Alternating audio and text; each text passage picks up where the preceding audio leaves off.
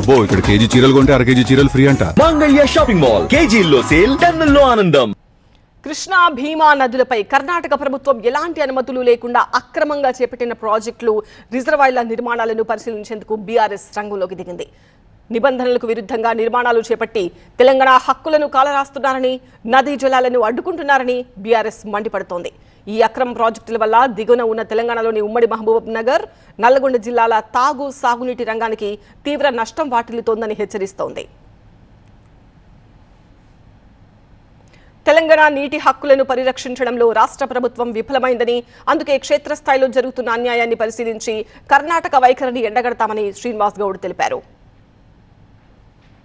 ముగ్గురు ముఖ్యమంత్రులు మీటింగ్ పెట్టిన తర్వాత ఏం జరిగింది, ఎందుకు పనులు వేగవంతం అవుతున్నాయి, శ్రీశైలంకు రావాల్సిన నీళ్లలో కృష్ణా కన్నా ఎక్కువ నీళ్లు తుంగభద్ర నుంచే వస్తాయి. తుంగభద్రని మీరు కట్టుకుంటా పోయి అక్కడనే అడ్డుకట్టేస్తే శ్రీశైలం ఏమైపోవాలి, నాగార్జునసాగర్ ఏమైపోవాలి, పాలమూరు రంగారెడ్డి జిల్లా ప్రాజెక్టు ఏమైపోవాలి, కేరళ ఏమైపోవాలి, భీమా, కోయిల్సాగర్, నెట్టెంపాడు ఇవేమైపోవాలని చెప్పి నిలదీసినాం.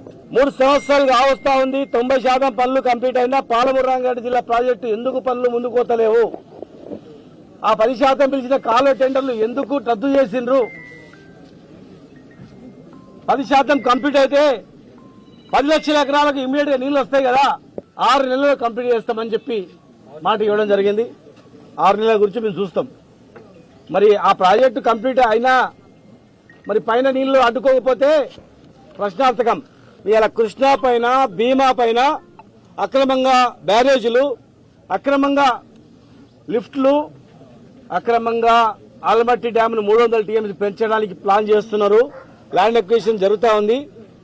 భీమా దగ్గర, గూడూరు దగ్గర అక్రమంగా నదికే 25 హైడ్రాలిక్ గేట్లు పెట్టిండ్రు.